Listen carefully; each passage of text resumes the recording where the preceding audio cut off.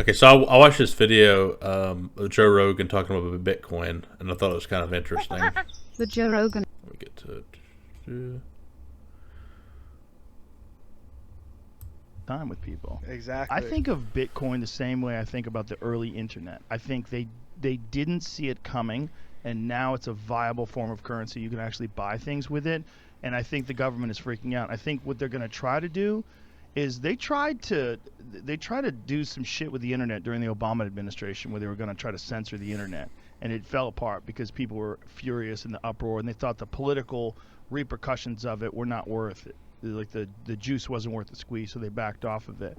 But I feel that there's going to come a time where some government, whether it's the United States or another government, might try it first. They're going to try to implement. I know they already do it in China, but they're going to try to implement a digital currency, a centralized digital currency that they can control. Yeah. What's scary about that is they could say, Khalil, we've looked at your behavior online, and you have some marks against you, Yeah. and so you're not going to be able to buy this. Yeah. Or you can only buy staples. You can't. You can buy food and shelter, but we're not going to allow you to travel. Yeah. Because that could It's be a scary. real thing where they could literally limit what you spend your money on. 1000%, Yeah. Joe. So, what do you think about the central bank digital currency? I guess first, the thing you mentioned at the end. I mean, I think that is a scary prospect. And honestly, I could see that happening. Yep. But like if the government were to crack down onto cryptos, and like in a major way, I could see that happening, and them like implementing their own cryptocurrency, and like that's the only one you can use or something. Right. That's what they did in China. Yeah. They literally did. That's what they're doing. I don't think we're going to do that because that would also get rid of the needs for a bank, and we're a banking system, and we have a. I don't think what I mean. There'd be no need for a bank. Yeah. In America, it would probably be more about preserving the current system, as opposed to replacing it with a new one. I think what could happen is they could make a central. I mean, I don't have anything against centralized digital currencies if they wanted to make that into sort of like a digital cash. I don't have anything against that as long as they allow for freedom of choice in the matter. Yeah. If you have other options, then yeah, that's fine. Right. What I see in the future, at least this is like my hope, is like all the banks that are around now, like Wells Fargo and Bank of America, they will start to allow you to they will custodian any cryptocurrency that's okay and legal and regulated at that point. Like that's what I hope for is I can see that happening within a few years, honestly. Yeah, especially I think they'll do slow. The major ones first, like Bitcoin, and then Ethereum. Yeah, Bitcoin will be like the first one. Bitcoin will be the first one, and then maybe some of the stable coins. Because it's only going to... It's stupid not to do it, because it's the same concept. When you give your dollars to them, they can lend it out, and they can make money off of it.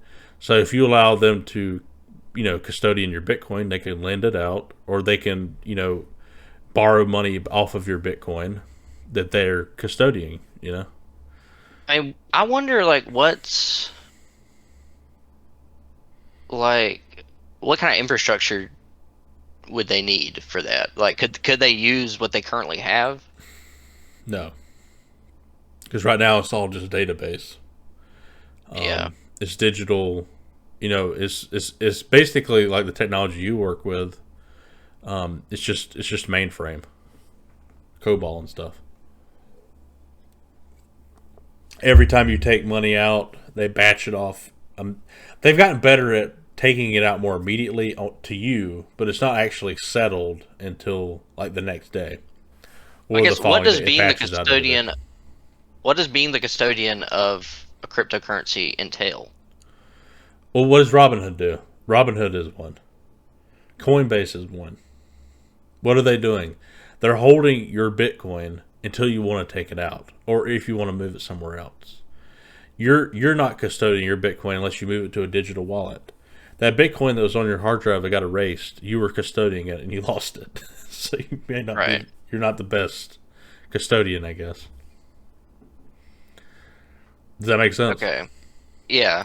So whenever you buy, but essentially they're just keeping your wallet key. Yeah. That's it, right? Yeah, they're keeping your wallet, and basically you have a wallet. If you're on Robinhood, you have that Bitcoin wallet that's sort of obfuscated, and you can use. Yeah, they have like an interface, right? You know. Yeah, it's basically a Robinhood wallet, but you don't have to. You're not the one who's in charge of it. They're the ones who have to take control of the security of it, and they're the ones who are responsible for it. You're not responsible for it. That's what I mean by custodying your money. That's the thing that Bitcoin allows, is it allows you to take control of your own money in a digital way that's not possible today in the current system. That's the whole, I guess, revolution behind it. That was the big idea, I think. One of the big ideas. But I think as people are learning, most people don't want to do that. Most people don't want to have it on some little hard drive and pray to God they remember their keys and keep their keys somewhere. They don't. That's like mattress, cash under the mattress type thing. At least I think in a lot of people's minds. But isn't in order to keep that information, you would just need to keep like a username and their wallet key, right? Right. And is that all? Is that literally all they're keeping? I don't know how it all works for them.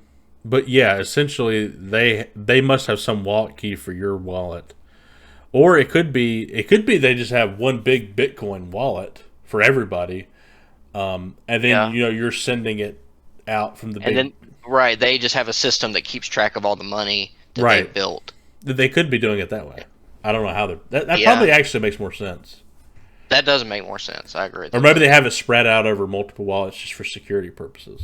Yeah. And then they're just kind of moving things around internally, and then whenever you tell it to actually move it, they actually are moving it. Right. Or they could have a one-to-one thing, and there's just a ton of wallets, and they're just automatically I would making think them. If they do it that way, it would be very similar to their current system.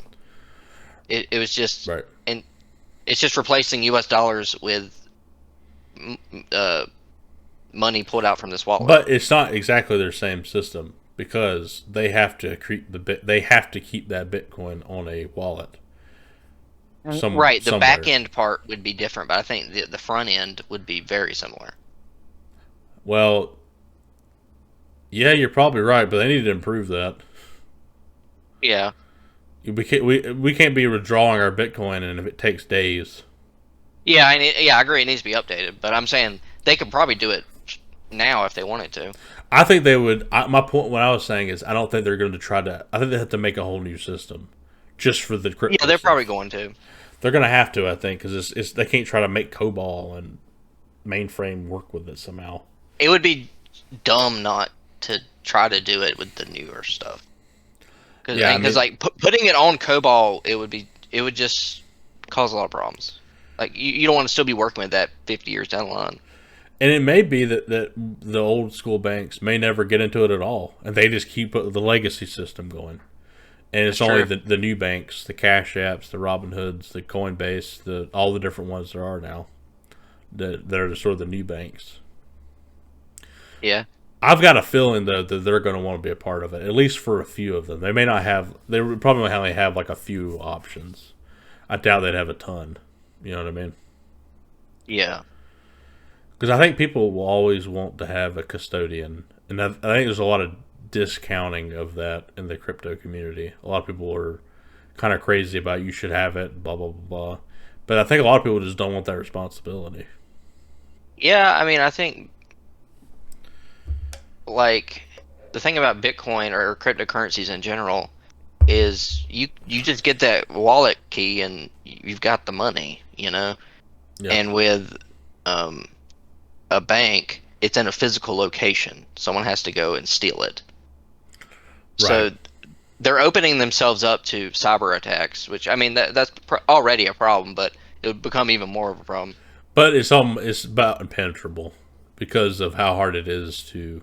It's actually easier. They're already open up to cyber attacks because now you just need to find an account number and a routing number, and that's it. That's true. And it's much easier to do now. The new system, each individual has their own wallet. Each individual, actually for Robinhood, they have to have a wallet for each person because you can send stuff into Robinhood for your wallet, and you have to give it a wallet key, a wallet address. Like I went into Coinbase and sent some Dogecoin to Robinhood, so they must have a specific wallet for each person. Say it again. Sorry. Robinhood must have a specific wallet for each person because I went to Coinbase and sent Dogecoin to Robinhood, and I had to get a specific wallet address that I had from Robinhood, put it into Coinbase, and tell Coinbase to send it there. Yeah, that sounds like they do then, yeah. Right. So, but that would mean for a hacker to get into it, they couldn't just hack the bank and take all their Bitcoin. They'd have to hack each individual wallet. And on top of that, would require the passphrase for each one. And it's not like they're storing that information anywhere. That's all encrypted. Yeah, yeah. It would be way harder, I think, to do it with crypto than with the digital dollars as they are now. Yeah, I agree. It probably would add more security. Yeah, I think it would too. But, I mean, I think if anyways, the main reason why I brought it up is because I think if centralized, banks made their own digital currency, then the Wells Fargos and the legacy banks would have to figure out infrastructure to handle that in the same way that the cryptos work now. So, and if they're doing that, they might as well custodian Bitcoin too, because that would be helpful to them. Yeah, yeah. At least that's what I think. It's hard to know for sure. What did you think about Joe Rogan's statement about the fact that Bitcoin's like the early days of the internet? I couldn't hear that last part. Say it again. What did you think about Joe Rogan's statement about Bitcoin being like the early days of the internet? Oh yeah, I didn't you say something similar to that, like in a previous podcast? I feel like. Yeah. Yeah. I think it's an accurate analogy. Yeah. It tells me he gets. I think he's understanding. Like a lot of people get really excited about it. This Khalil guy, who's a UFC fighter, was like all freaking out about it. He was just talking about Bitcoin for like 5 minutes straight and was just like freaking out. And then Joe Rogan made that statement. So I think he's getting the same sense of excitement that people have for a new technology like he did with the internet. Yeah, I guess he was around during that. Right. I guess it's hard to know exactly where Bitcoin would be if it is literally going to follow the same shape as the internet does in the adoption of it. I would think it'd probably be around 2000 or 99 or something like that, probably. Where we're at now, you're saying? Yeah, I think we're around like 2000. Yeah, and the adoption of it. And there's some people that know about it, but a lot of people don't have a clue or don't even care at all. Like it's almost like it's still kind of in the nerd territory, right? Which it's is not where the completely internet was. Mainstream yet. Yeah, it's like we're coming up with these ideas for like people when they first discovered email, that people thought it was pointless. Yeah, a lot of people did. You just call people. Why would you do that? Why would you email somebody? You know, I think, and basically that's sort of what the main thing this brought crypto on is. You're basically emailing money to people, essentially, on its own rails without the need for anything else, which is kind of crazy. Because PayPal kind of solved that, but you needed them to make sure the transactions actually happen. So this doesn't require any party. So it is kind of strange. Yeah. Like who would I ever? It's like it's sort of unbelievable. I remember whenever PayPal first came out too. It's like I didn't even. I remember just thinking like it was like magic money. It was just strange. Did you feel that way at all, or? I mean, I was kind of too young to really, I remember when somebody said understand you should make a PayPal account. I was like so skeptical. I was like, "What the heck is this?" I refused to do it on eBay. I remember like forcing people to mail me a money order, and people would get so pissed. They're like, "Why don't you just let me send PayPal?" I was like, "I don't like PayPal. I don't have one. I don't Also, trust it." didn't. Our mom didn't want us to use the credit card. Right? Yeah, Yeah. because she was freaked out about it. Yeah. Now we use credit. I remember telling her that once I figured out what it was. I said PayPal is safer than any other thing. You Yeah. don't want it's safer than some random website. Trusting some random website. Because back then they used to literally store credit cards on a database. Oh yeah, it was insane. It wasn't encrypted at all. Oh. It's kind of hard to believe. My company used to actually do that too, and we don't do that anymore for obvious reasons.